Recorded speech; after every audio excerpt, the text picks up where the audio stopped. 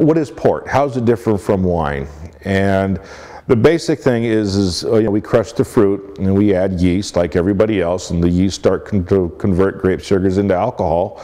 And with table wines, you just let that go through. The yeast convert the grape sugars, turning them into alcohol.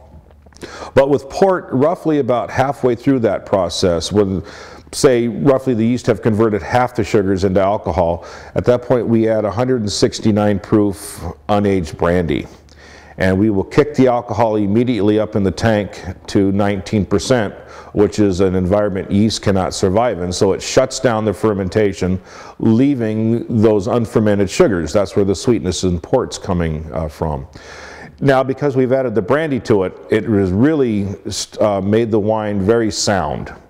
And it will deter, it stops the yeast, which is a microbe. It'll also deter most other microbial spoilages. So we can actually leave the port in the barrel for 10 years without it turning to vinegar, because the acetobacters can't get started, the little bacteria that would change a wine into vinegar when exposed to a lot of oxygen. Port goes way beyond in front of the fireplace on Christmas Day and with a cigar and a piece of chocolate. It actually is a very versatile wine. You can have it, a lot of ports like our white port that I was discussing before, does very well as an aperitif. In fact, that's traditionally what they're used for.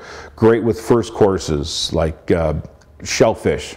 I love it with bisques, chowders. Salads, wonderful with. However, if you want to use it with after the meal with creme brulee or bread puddings, when you have it, the clouds do part. So it's very, very tasty. It's an extremely versatile wine.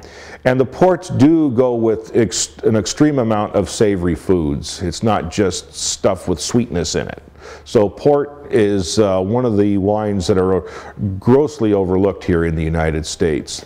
Our ports are not as sweet as most others.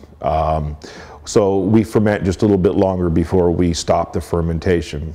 And people really do enjoy the sweetness, but they're not overly sweet. And that's what they really like about the Prager ports, is you don't get that syrup factor going.